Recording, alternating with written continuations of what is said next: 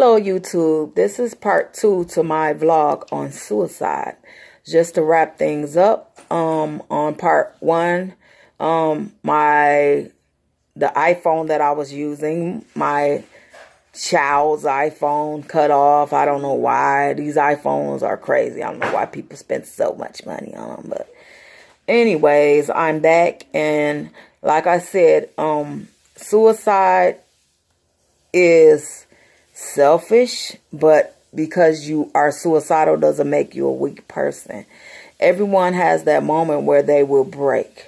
Like I said, yes, I was there plenty of times, and I did try it once. For real, tried it.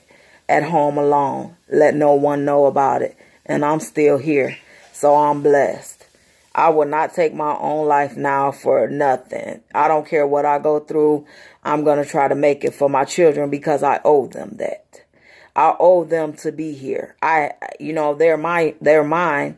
I should not leave them here alone unless my time is up. I will not take that time from my kids with me. We've been through too much for me to end this in a messed up way like that. We've been through too much for me to just give up.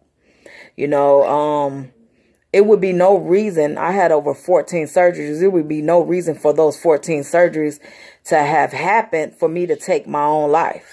If I was that strong through all of that, I can conquer the rest of the struggling that I have to do to live till my time is up. If that time is tomorrow, if that time is years from now, that's fine. The way the Lord fits for me to leave here is how I'm going to leave here. So to wrap this up, you are not a weak person if you thought of suicide. If you are suicidal, I will ask you, like I said, I turned to God. I didn't have many people to turn to because people are something else. When you're sick, you find out who your real friends are. I lost all my friends, basically all my friends but one.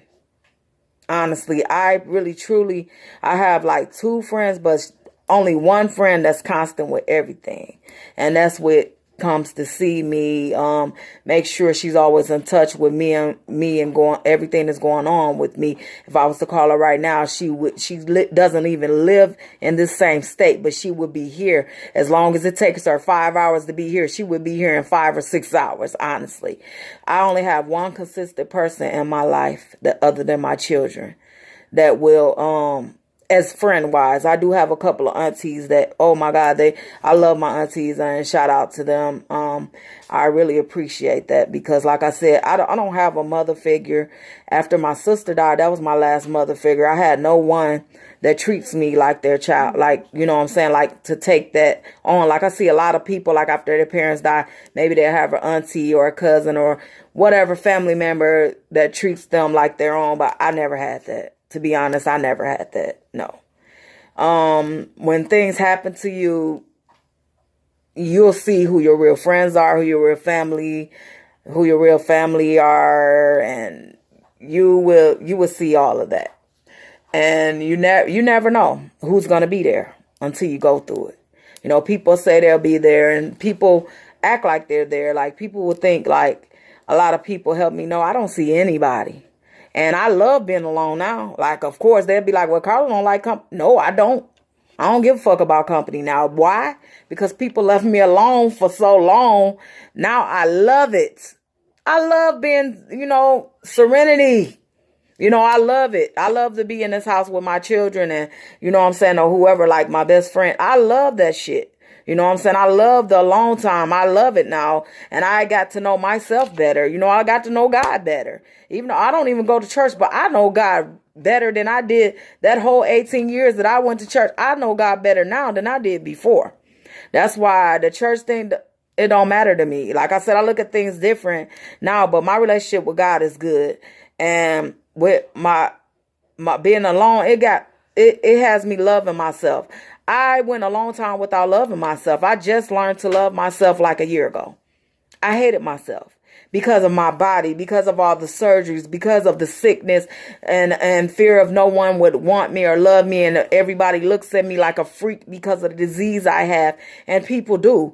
But I just learned to love myself a year ago. Yes, I hated myself. And people that I have told would tell you I hated myself. You know, with all the dressing up, the makeup. No, I still hated myself. But today, I love myself. I truly love myself.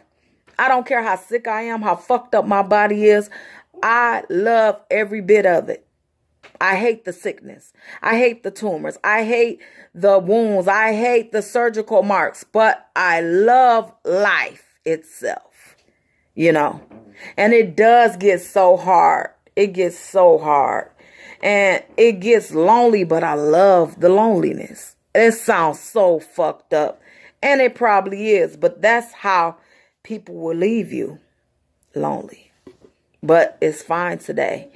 I am so at peace with that today. That's why when people say, I'm going to come see you, woo this, oh, that. No, I don't care. They tell you that they don't offer you a plate. They don't offer you nothing to eat. But then when you're malnutrition, oh, you're sick. I didn't know you were in the hospital. Bitch, you didn't see if I wanted to eat. You know what I'm saying? And people that live out of town would come to your city, friends, so-called, whatever, family. They would know you sick and down. They would not stop to see you. They would go and be like, oh, well, I'm on a highway. They'll make so many excuses. I have invited people to my house just to see what they would fucking say. And I have had people, oh, well, I'll see you next week. I'm sorry didn't have the time to see you. But your ass had time to go to somebody else's house and eat. I bet you if I had a plate for your ass, you'll come eat. You know what I'm saying? But that's fine. But like I said, people are a trip.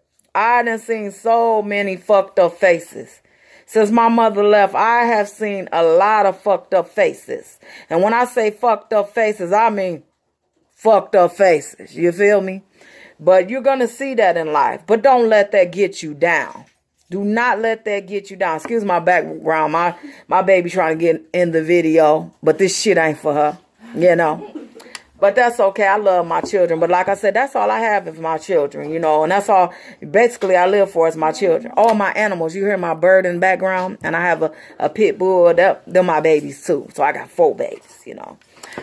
But, like I said, you're going to get to know Carla Baby a lot, you know, and, I'm hoping to be here long enough to let you see how it is living like this, because sometimes you're going to see me looking bum when I tell you bum. So I'm going to also be doing on this channel mukbangs. I don't know how good the mukbangs is going to be because I can't really do the surgery. I can't eat that much, but I eat whatever the fuck I want, but I don't eat much, so it might not look, you know, I can show you my food and I can cook like a motherfucker. So, like I said, I do mukbangs my way.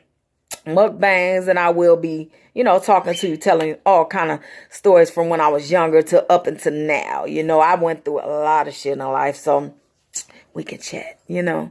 We can sit and we can kick it on this channel. This is Ms.Carlababys' house. You know what I'm saying? What goes on this house, in this house, stays in this house. You feel me? Don't y'all go out there telling our business. This is Ms.Carlababys' house. Take your shoes off.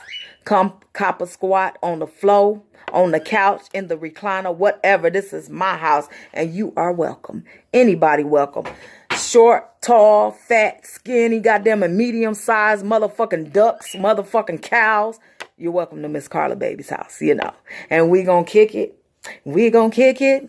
We gonna kick it in this motherfucker. We gonna kick it. We gonna kick it. We gonna kick it with each other. Yeah, Ms.Carlababys' house. No, I'm just playing. But anyway, that was my little outro, you know, I guess. It was ghetto, but hey, that's how we get down here. But anyway, this is Ms.Carlababy. And I'm telling you, life is rough, but do not let it get you down. I'm here. When y'all hear my story, nobody can tell my story but me. Nobody can tell my story but me. So that means nobody can tell your story but you. You know, and I pray that God lets me live enough to share my story with you all. I really, truly, honestly, I pray to God that I make it long enough to get, you know, leave these videos behind for my kids too, so they can look back and see how much joy they brought me. Like, my kids bring me so much joy. They get on my damn nerves, but they bring me so much joy. I love my children to death. I would do anything for my children. I'm doing everything now for my children because, You know what I'm saying? They say if you do not love yourself, you cannot love anybody else. I don't believe that. For the simple fact, I didn't love myself, but I loved people before I did myself. Maybe I shouldn't have did it that way, but I love the shit out of my children. My children come before me. I love my kids before I love my goddamn self. That saying does not, I don't dig that saying. There's a lot of sayings that I don't dig because I think differently. I'm very, like somebody called me over opinionated, but you're not human if you're not over opinionated, because you need to stand by your word. You don't let nobody else change your word unless it's true. Now, if they speaking something, some knowledge, and you be like, oh, well, yeah, that's true. That's different. But be over opinionated because you need to stand strongly in what you believe in. That over opinionated shit, when somebody call me that means they're weak. Because they think you're over opinionated. They're weak, not you. You're the strong one because you stand by your word. So if you get called over opinionated, you are the shit. Okay? Anyway, that is my vlog for today. I did part 1. This is part 2. And thank you, sweet babies. This is Miss Carla Baby. And thank you again. And you are my sweet babies. Carla Baby out.